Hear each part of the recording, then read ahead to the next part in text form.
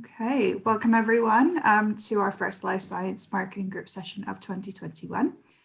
Today we're here from Olly from KISS Communications on building employee brand ambassadors. Before we start, I just want to ask you guys to keep yourselves on mute during the session. If you've got any questions, you can pop them into the chat box or you can save them for the end. We'll have a little Q&A session with Olly. Yeah, that's me, so over to Olly. Brilliant. Thanks, Laura. And thanks to the rest of the One Nucleus team for having me this afternoon. Looking forward to getting into this. So yeah, as a quick introduction, as I said, my name's Olly. I'm an account director at KISS. Some of you may remember from last January, our session on influencers. So if there are any attendees here from there today, so it's kind of good to sort of semi-meet you again, and if not, sort of welcome everybody. So sort of this afternoon, we're sort of looking at this session, or sort of delivering this session on sort of exploring different ways to sort of build brand awareness and cut through by building powerful employee brand ambassadors. And sort of the session will explore the current landscape and what challenges sort of this poses to us, because sort of in this new world that we're living in. But also I think as a result, what opportunities have arisen as a direct result of this sort of new way of working and living. So we're going to sort of look at how to build your personal brand in a sort of virtual environment, and sort of a few key points to bear in mind for your own organization, and how to sort of employ or encourage employee advocacy, whether that's through sort of yourself or your team or whoever you're looking to work with. Sort of the presentations are going to be around sort of 45 minutes. And I think as Laura said, we'll leave time for sort of questions at the end.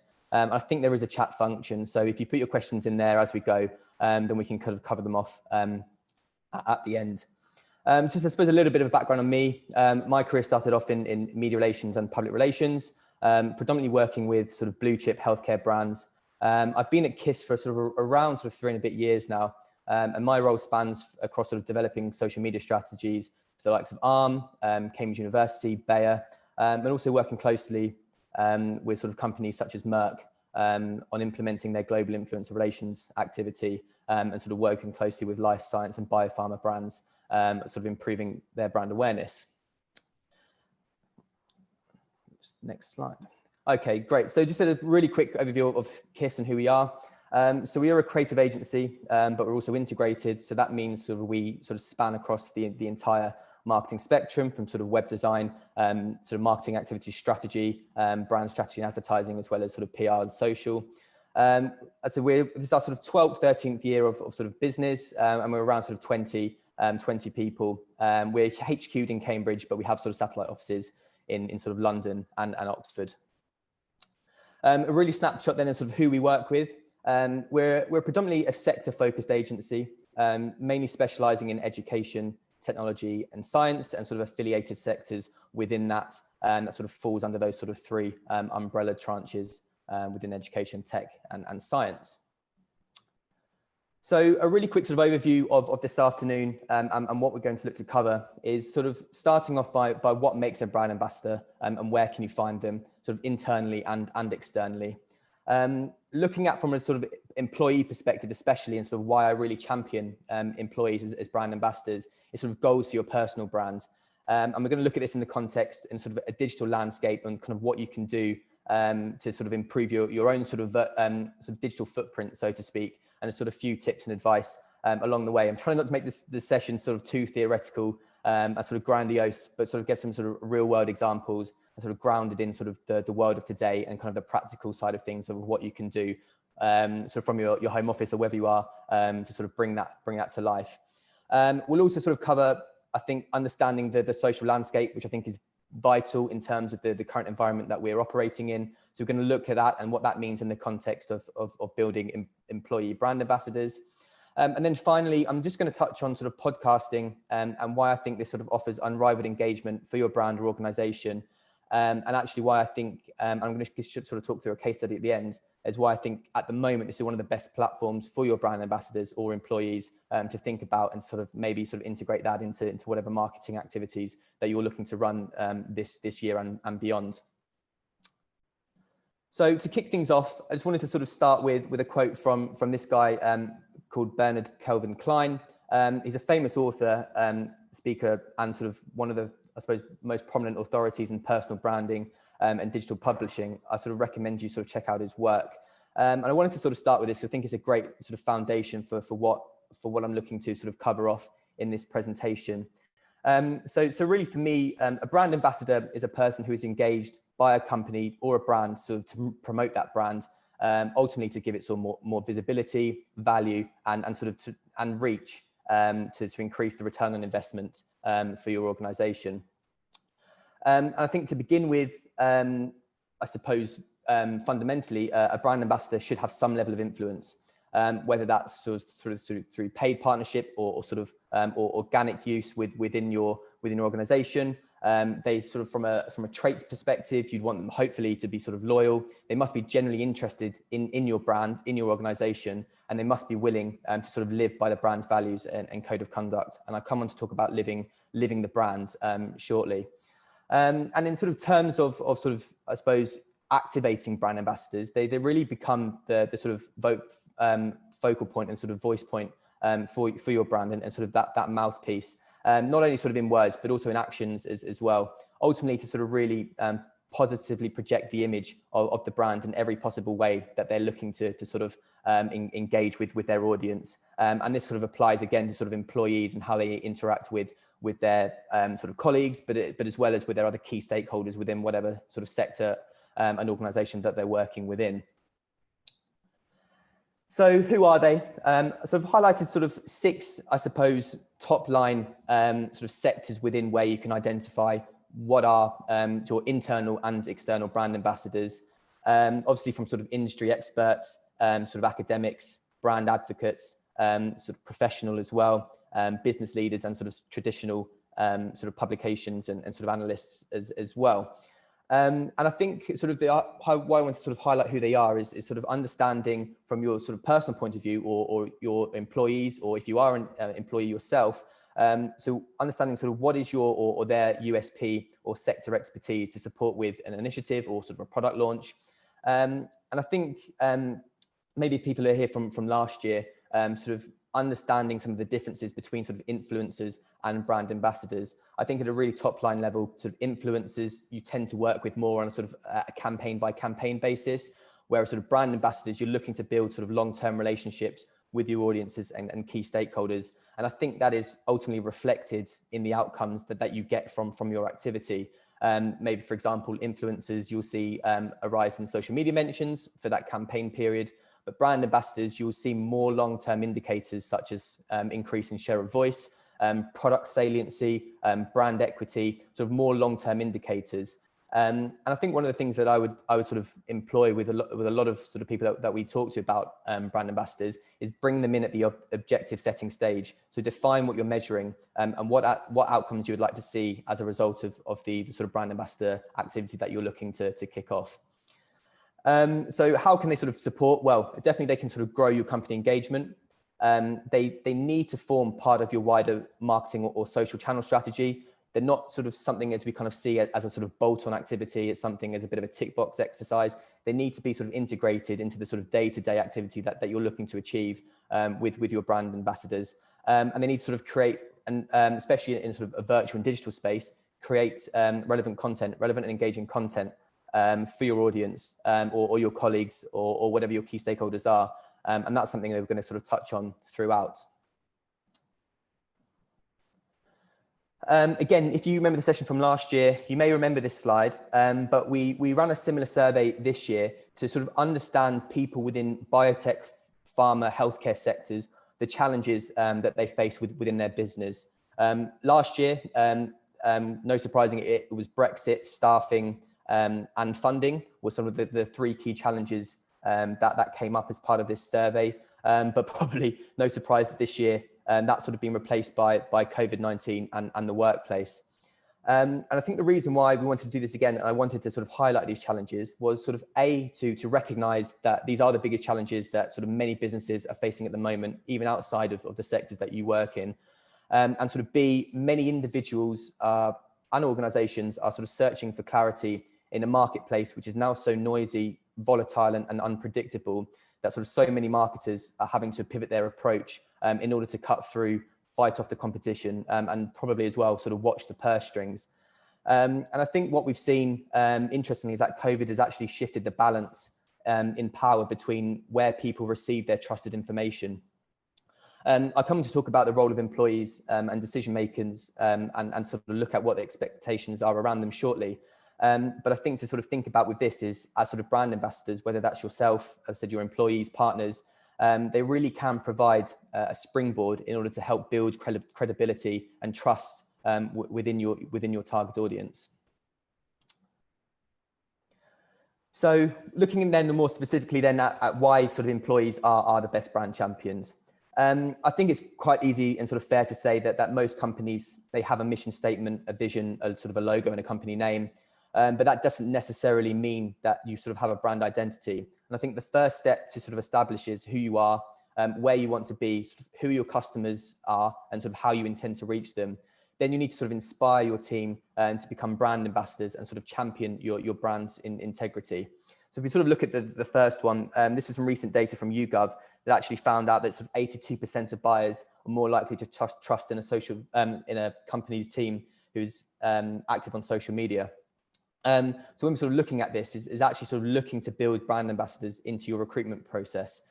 So when you're sort of looking at getting down on who you're looking to hire, do they share your company values? Do they live those sort of by that mission statement that you've looked to sort of put out through your brand statements? And then live in the brand. So ultimately, do you believe in your business? And I think this is probably fundamental. If you're not living and breathing your brand, then how can you expect your ambassadors to do the same? So in order to sort of build trust and authenticity, which ultimately is kind of the ultimate goal of what you're looking to do with brand ambassador activity, is that you really need to live the brand, and that needs to be sort of covered across every sort of activity and touch point that you come into with that organization. And then finally, sort of everyone in your business or organization, they should be a brand ambassador. Sort of when we're sort of looking at this is that sort of the landscape is so fast paced now that sort of brand ambassadors can't just be a nice to have. They have to be sort of holistically integrated into your own business objectives and marketing efforts. And they need to sort of be part of that audience journey. I think we all understand that decision making doesn't travel in a straight line. And there's so many different touch points along the way. So you need to think, where do brand ambassadors fit into that journey for my business? And then sort of how does that sort of work from a sort of employee perspective, and then sort of encourage that employee advocacy. I wanted to highlight a bit of data here, which is actually sort of fresh out the box. And this is from the Edelman 2021 Trust Barometer report. Some of you may be aware of it, but Edelman being sort of one of the largest PR agencies in the country. And each year they release a Trust Barometer report.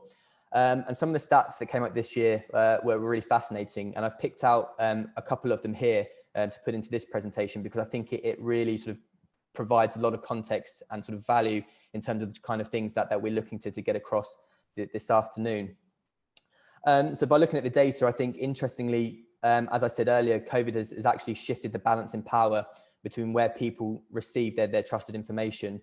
We now have probably what's known as a bit of an infodemic, which is sort of plaguing the way that we absorb and interpret news. And I think it's causing fatigue and a deep mistrust of the institutes around us, such as sort of the media houses and probably government as well. And I think what this shows is that your employees, business leaders, they're now getting a seat at the table. So it's the perfect opportunity to harness this for your own business and communication objectives. And I think from an employee's perspective, which was sort of once seen as the product of an organization, they now have the opportunity more than probably ever before to influence the decision-making process. And I think that's kind of quite a powerful sort of tool to be able to use in sort of the marketplace, and where you're looking to sort of kick off your activity, to sort of have that in the back of your mind and sort of understand in your own sort of position what opportunity there really are for sort of employees in this current landscape. The second one that I want to highlight, again, sort of backs up a little bit that point. And I think what this shows is that your employees are sort of, as I said, now sort of getting a bit of a seat at the table, and sort of more than ever before, they're sort of providing sort of the most believable platform for sort of audiences to receive their information from.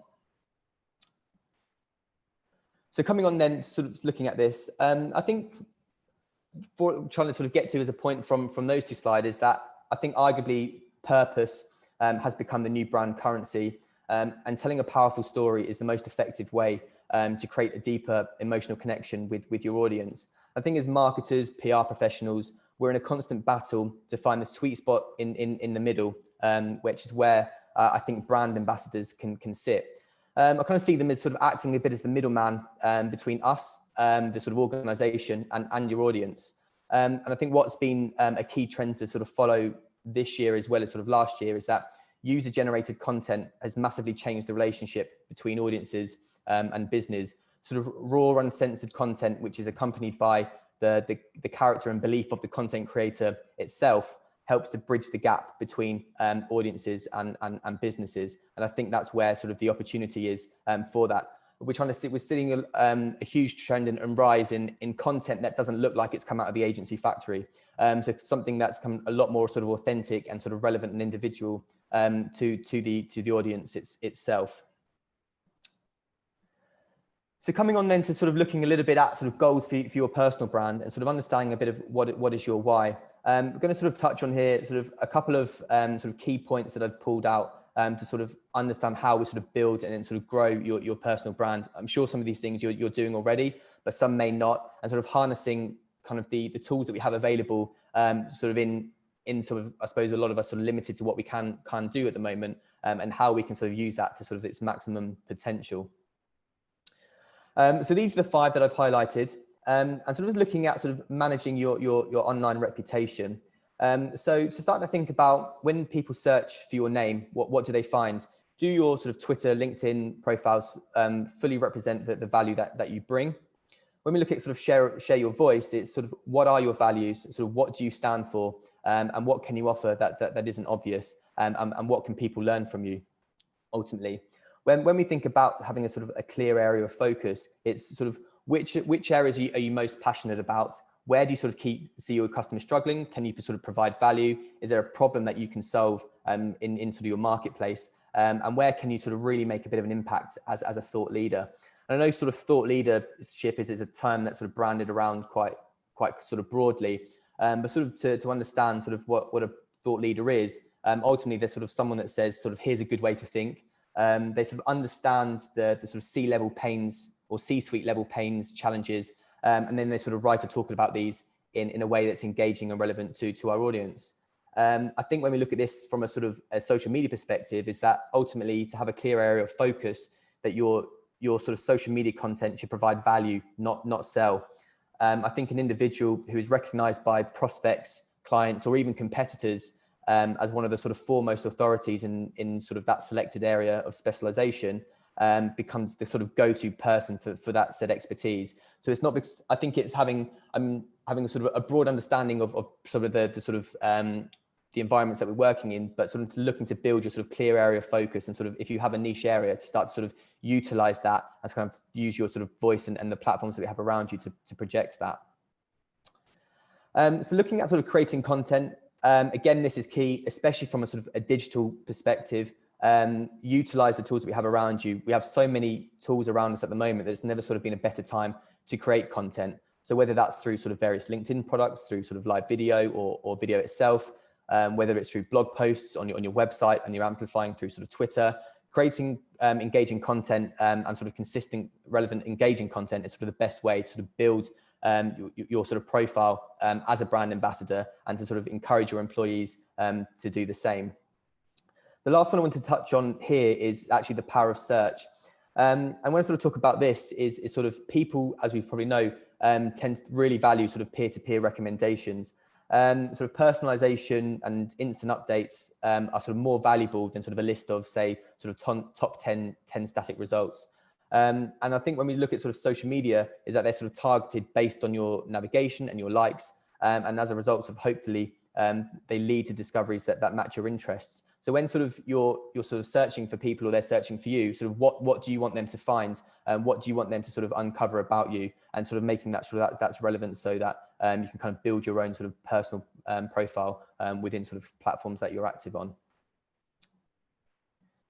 So looking at understanding the landscape then. So within all that we're saying, I think it's obviously vital to sort of understand the context and the landscape which you're currently operating in and sort of understanding a bit on how we sort of navigate social platforms to position your ambassadors as experts. I wanted to kick off here from a quote from Amy Jo Martin. She's an American entrepreneur and sort of social media guru. And I think she sort of sums social media up quite poignantly, actually, by sort of saying that it is more like a telephone than a television, rather than a broadcasting tool. It should be seen as more of a community building platform. And I think to understand the purpose of digital brand ambassadors, we need to understand the sort of landscape that we're communicating across.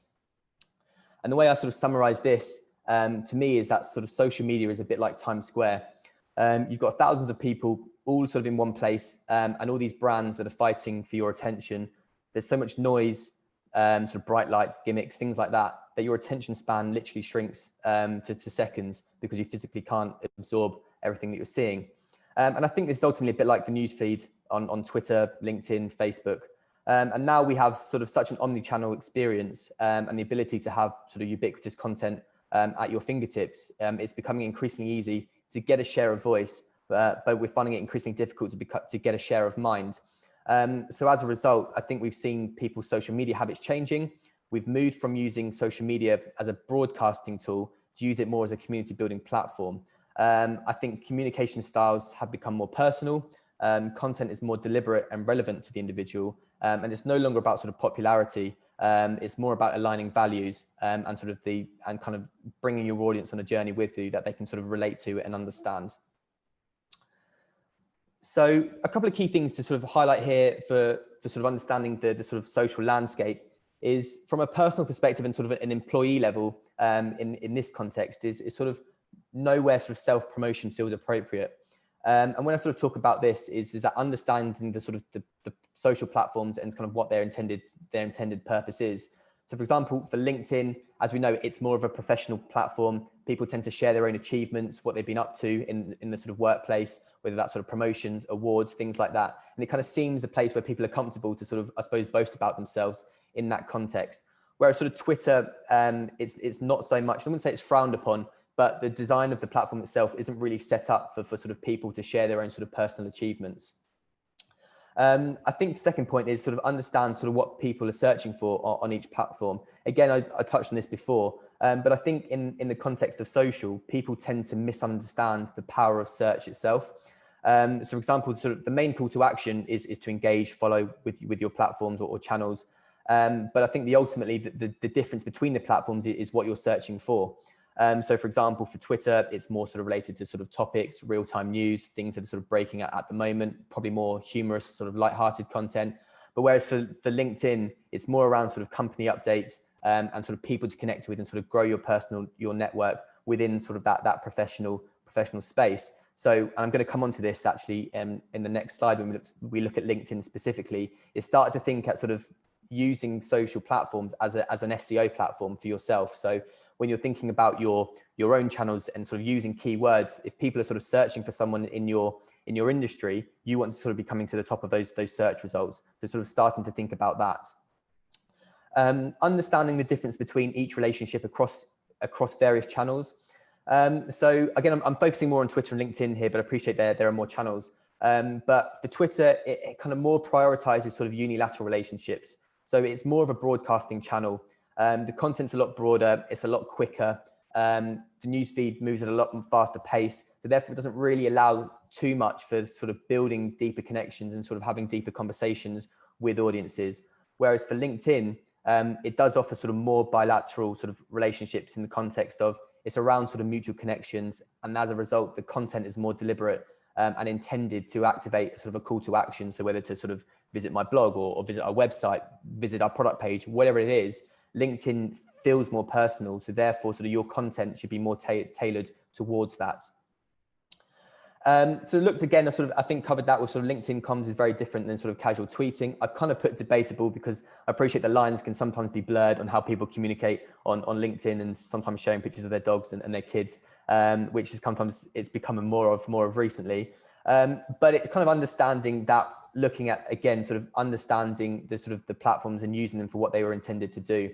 And video, I'm a big advocate for video. I think it's definitely where it's at the moment on LinkedIn. The way the algorithm's set up at the moment is that it's really set up for high quality, longer form content. I'm sure people that are active on LinkedIn will see the amount of video content that is active on there. If they're not using it themselves, they'll probably see the type of engagement that they get on it. So video is definitely a tool to sort of utilize and definitely sort of implement across your channels, whether that's sort of through, I suppose, sort of talking heads videos or interviews or Q&As, to sort of build brand ambassadors or build sort of your employee advocacy and get sort of your internal stakeholders involved in that as well to build engagement. Video is a great tool to be able to do that. So the LinkedIn profile. So I know there's the four big guys in terms of social, but for this, I really wanted just to because of time, but the main focus I wanted to is look at LinkedIn, because I think of the services that it offers, and from sort of our perspective as an agency, we're using it so much now for sort of brand ambassador work that we're doing, and sort of employee advocacy projects. But I wanted to sort of highlight the nuts and bolts of it, but why I think it's so valuable as a tool for sort of building brand ambassadors and sort of employee brand ambassadors as well. And I've got some data here just to sort of put that into sort of context. So this data is actually from this year. And I think it's kind of telling to see that there's a 50% increase in engagement on the platform year on year. I found it quite humorous. Reuters, the sort of big news platform, they described the party back, the platform back in 2018 as an office party without the alcohol. But I think the sort of numbers tell a different story to that. And I think getting into it a little bit is that the LinkedIn algorithm has been updated, so it ranks personal connections over those sort of superstar echo chambers that you sometimes get on your feeds. So essentially what this does is it just makes the feed stay more relevant to users.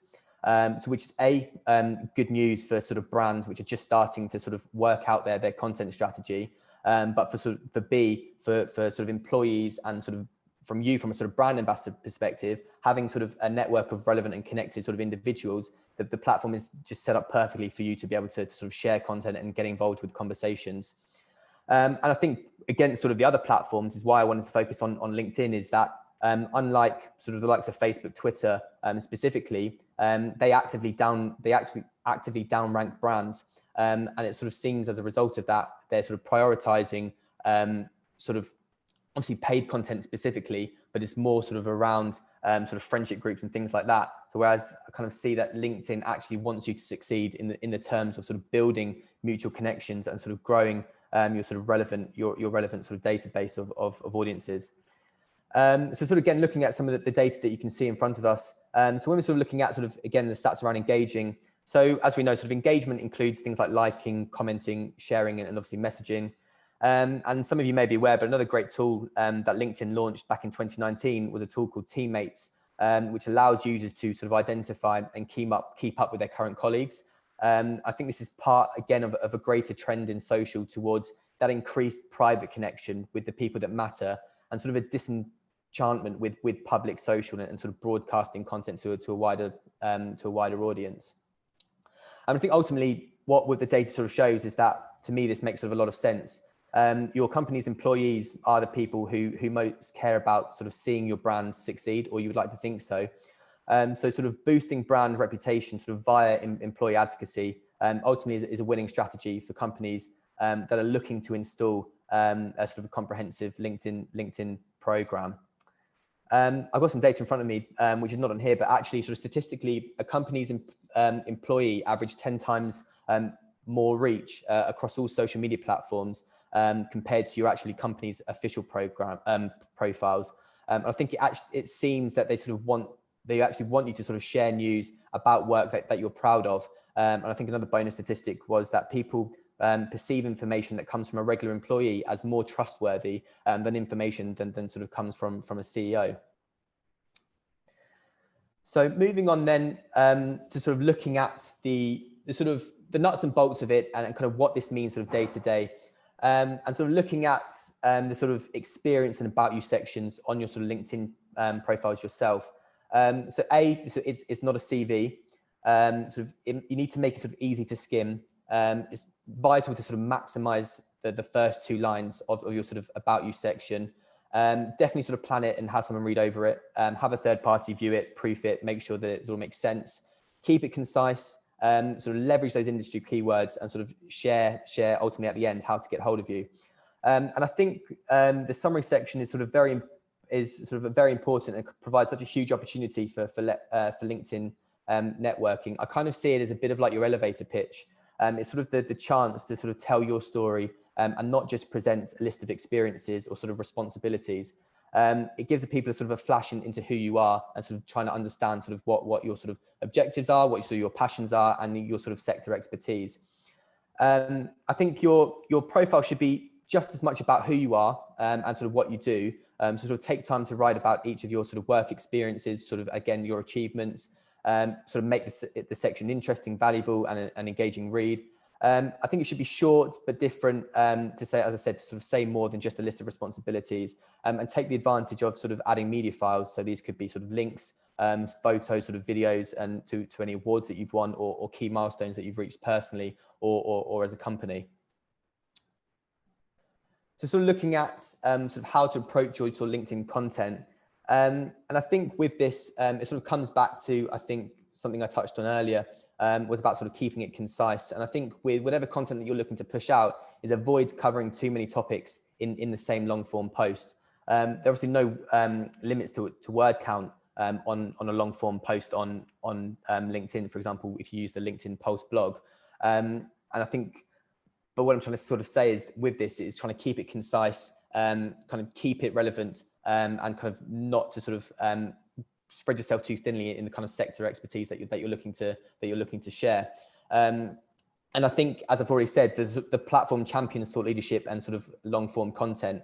So when you're thinking about the type of content that you want to share, try and solve a problem, tell a story in your unique way, and sort of offer a pointed view on sector trends, to sort of create credibility. And as I said, sort of position yourself or your employees as the go-to voice in the industry. So sort of when you're thinking about this in sort of a day-to-day sort of scenario, is when you're sort of repurposing sort of, for example, company blogs, don't just sort of share them with your own opinion or your own viewpoint, or get involved in the conversation.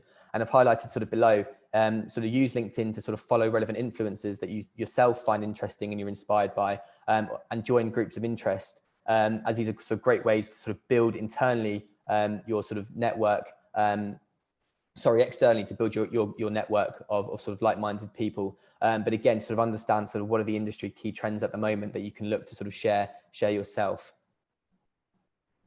How are we doing for time? Not too bad. So I wanted to sort of cover off a case study of ours, which is a client that we're working with at the moment, called PSA Certified. They're a product of ARM, and they provide a framework to help fulfill its goal ultimately to improve the security of IoT devices. So if you've got a baby monitor or a smart fridge, it looks to sort of secure those devices.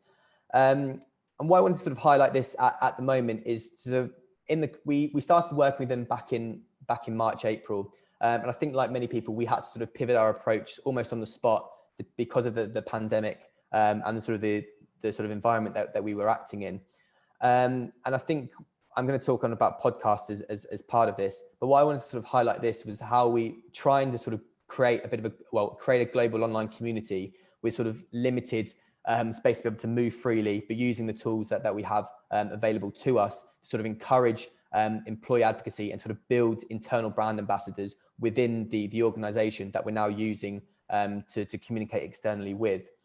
So a bit of context, a little bit about sort of the Internet of Things space. Like many industries, it's tightly crowded, especially when it comes to sort of marketing and communications. And we understood that the market was entrenched with everybody sounding and acting the same.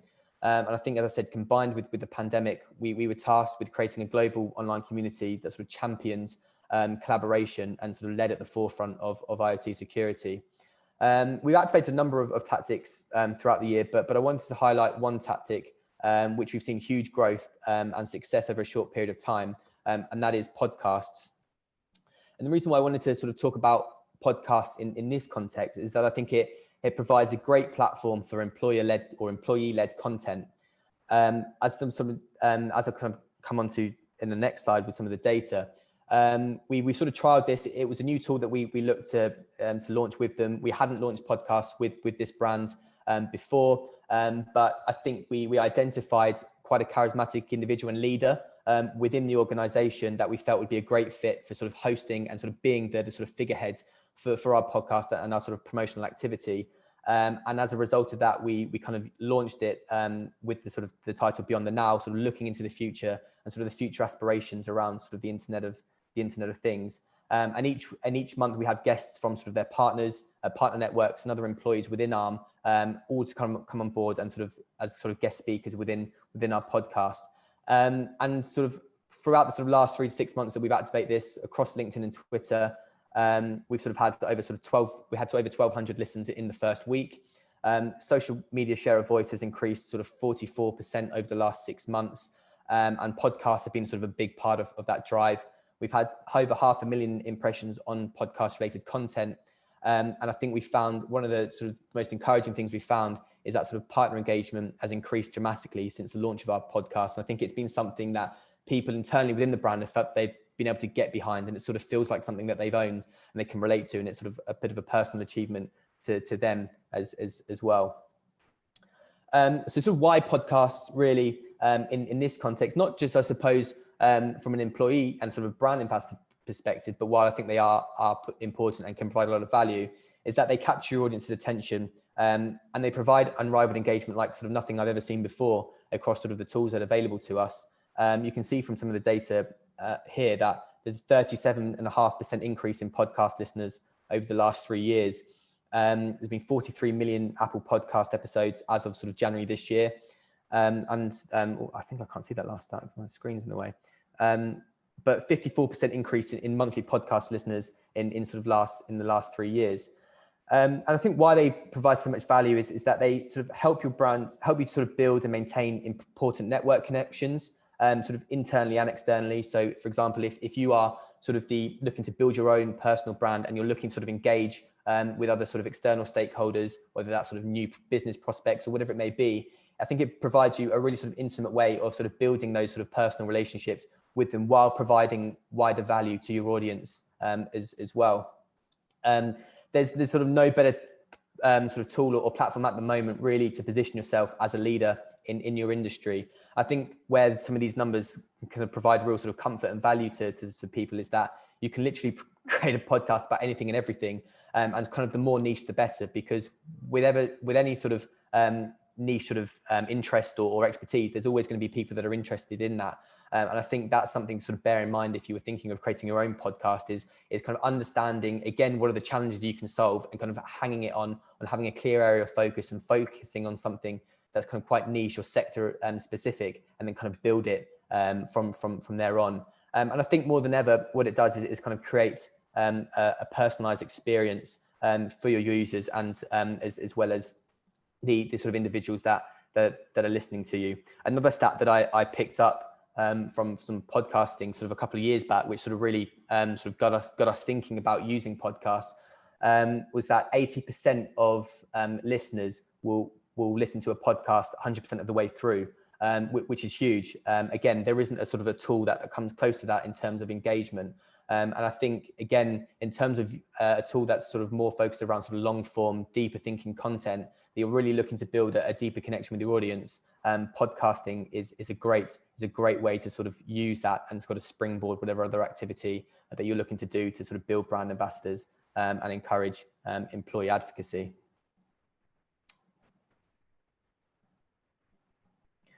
So sort of coming, I suppose, a bit of a close. I know because we've got 15 odd minutes, so I will leave some time for questions at the end, and maybe cover some other stuff off if people want me to do a bit of a recap.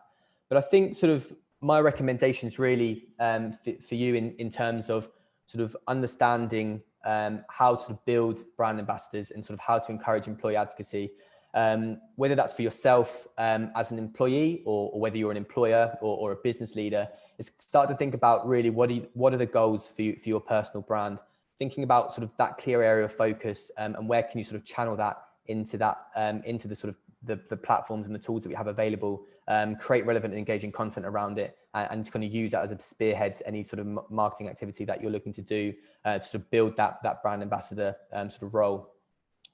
Some practical steps then, as I said, is sort of look at sort of your summary section and sort of update your experiences on LinkedIn, sort of make sure that they align to the values and the sort of messages that you're looking to share.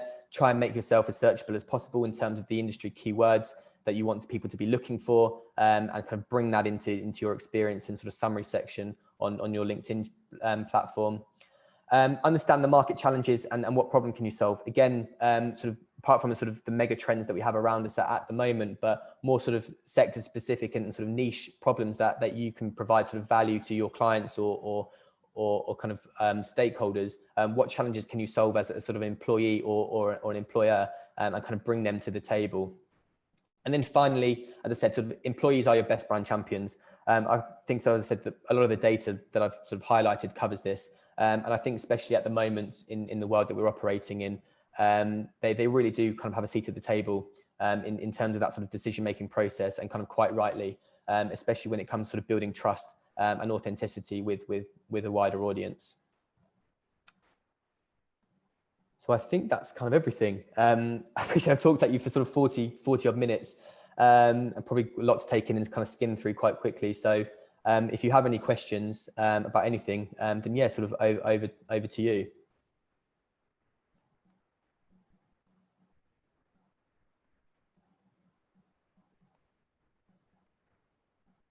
I'm trying to, if I stop sharing.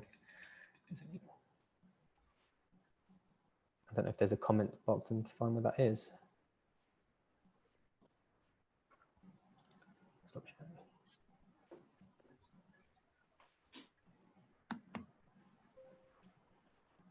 Can I ask a question just in terms of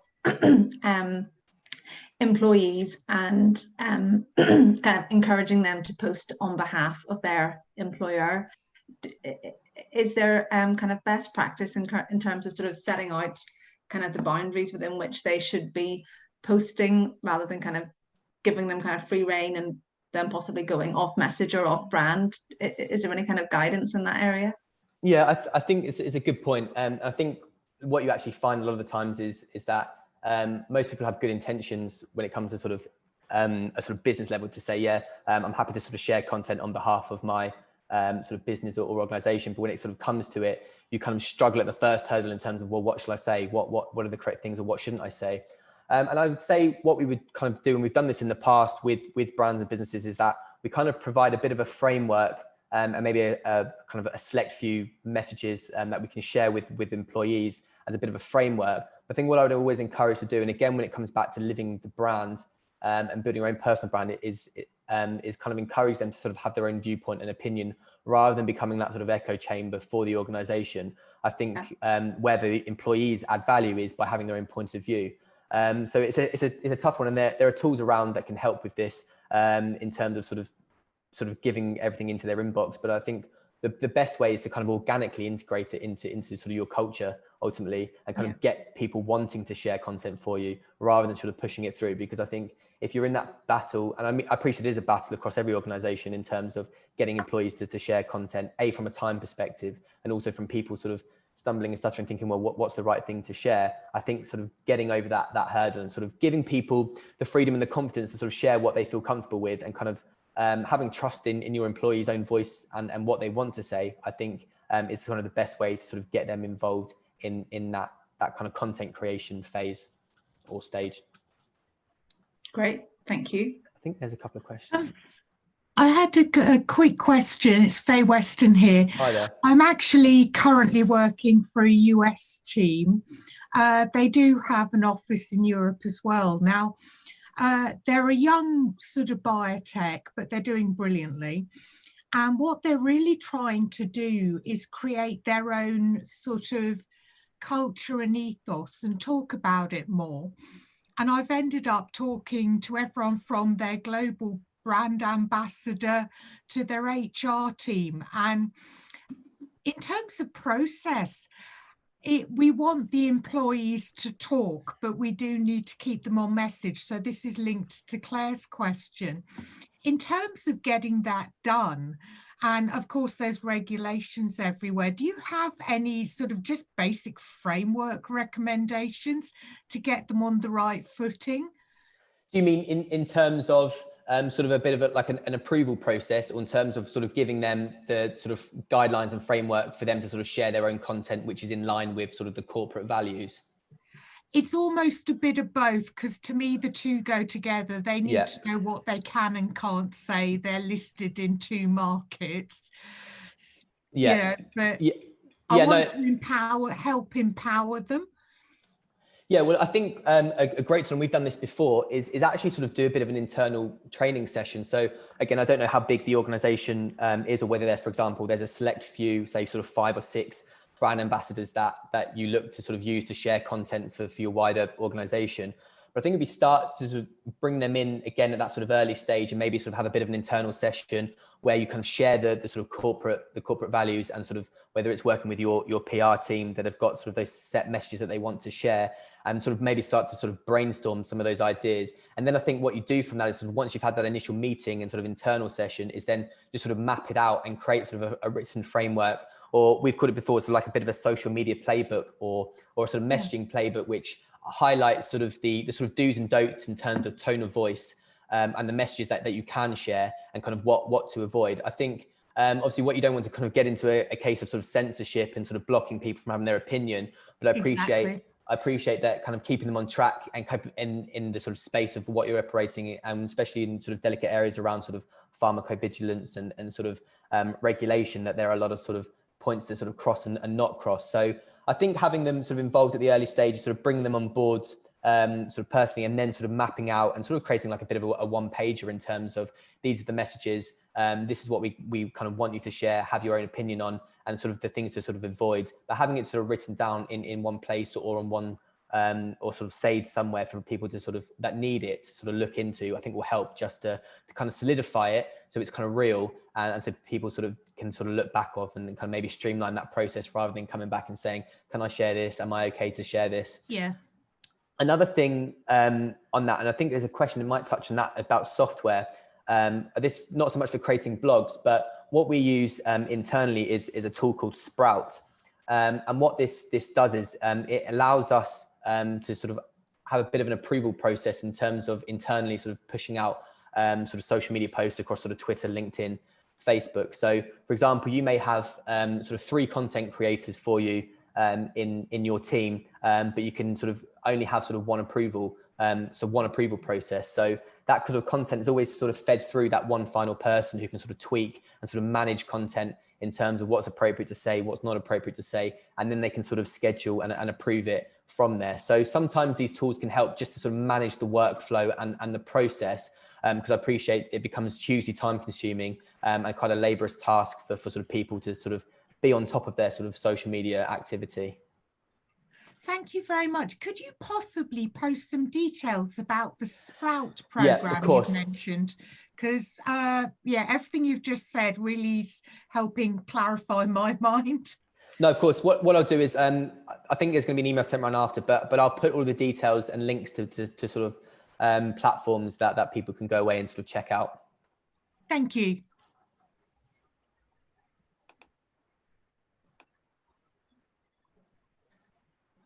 Great.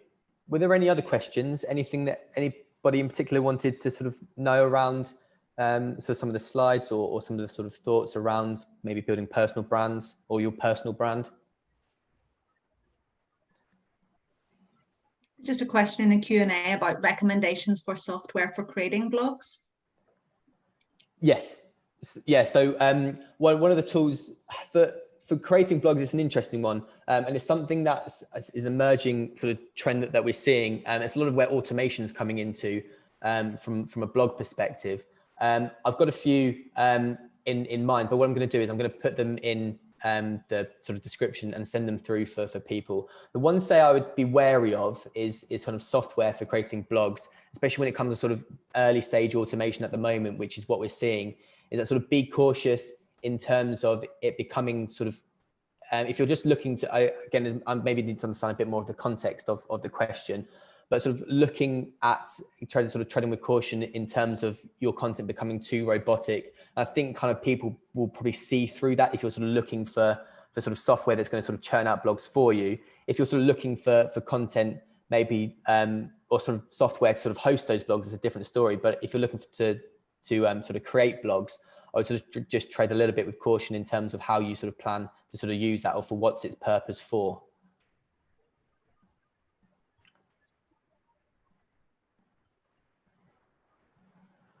Who got another? Right. Looks like there's another question in the chat box. Oh yeah, here we go.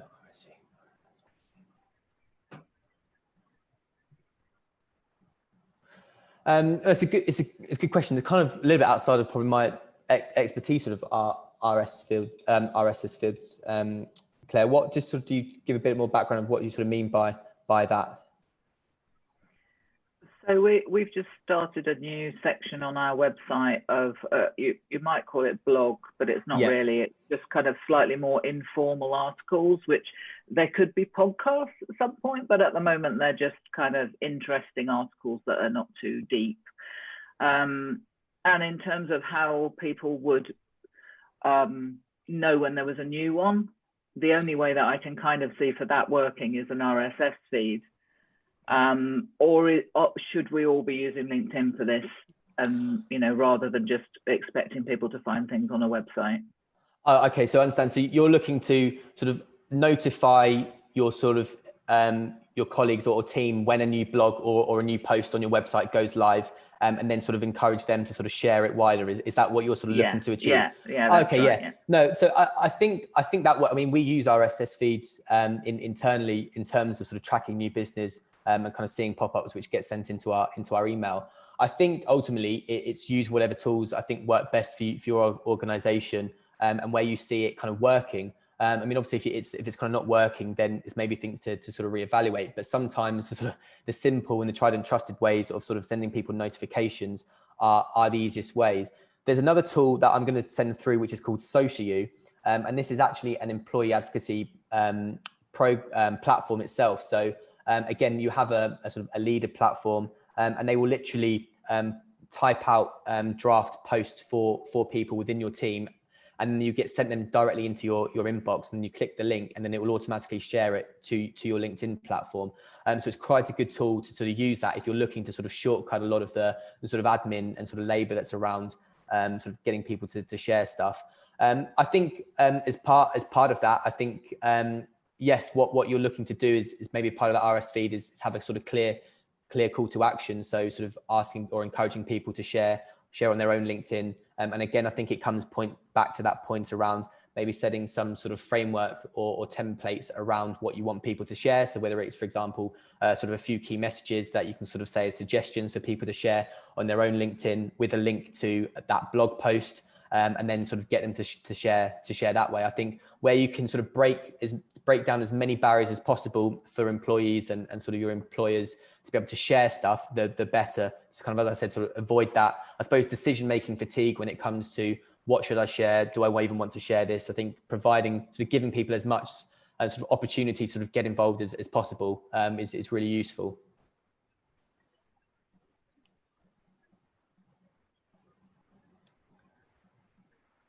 Right. I'm not sure whether there's any more questions. I think might be it. Oh, can I just ask a quick one, Olly? Sure, yes. Yeah, you mentioned about how, you know, it's great to get to the stage where you've got a kind of company culture of people sharing and wanting to be brand ambassadors. But to get to that stage, are there any top tips for first incentivizing or encouraging employees to post more, say, on LinkedIn, you know, when they do have, you know, lots of time pressures? How do you kind of get across the importance of what they're doing to encourage them to do this in the first place?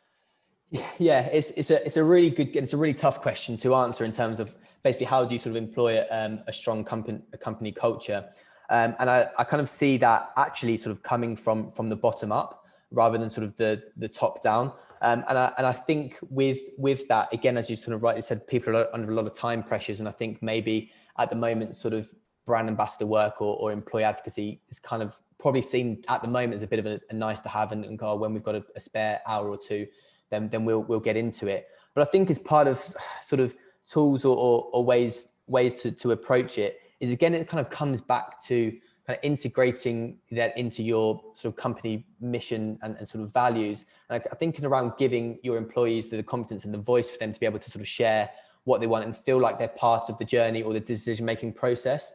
It's a very difficult one to sort of pinpoint in terms of, obviously, how do you employ a strong company culture, because that definitely sort of comes within. But I suppose the the sort of practical steps again is to sort of help people sort of kickstart and get on the way, is to sort of provide some of the sort of tools or sort of a bit of a toolbox of sort of material or activities. I think, as we sort of covered off with some of the questions around sort of a bit of a templates of social posts or a couple of examples of things for people to share that can be sent into your inbox, and then they have to do sort of easily post. But I think what you don't want it to do is become, as I said, sort of too robotic and forced. And I think really for brand ambassadors and sort of employee advocacy to take off, it really has to come from sort of your sort of company culture, and sort of encourage it organically for it to grow from there.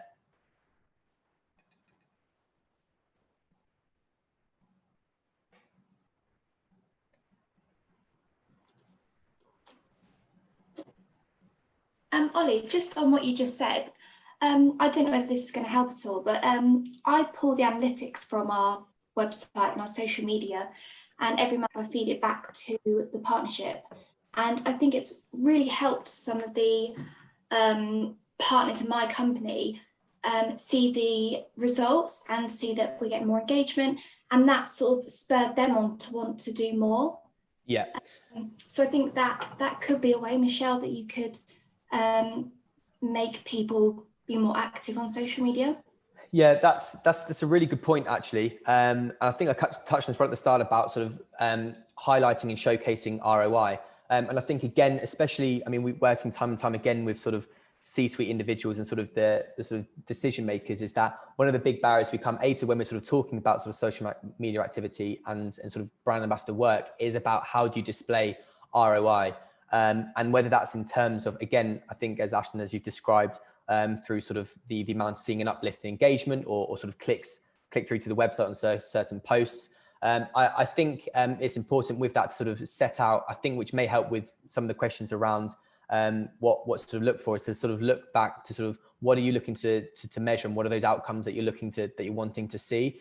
So again, whether it's to sort of just to have sort of overall sort of increased brand awareness across your channels, whether you're looking to grow those channels or engagement, I think sort of looking at the objectives and what you're looking to achieve may sort of help then to sort of framework what types of content you want people to sort of put out there, and where are those sort of holes that you want to sort of fill with any sort of brand ambassador work.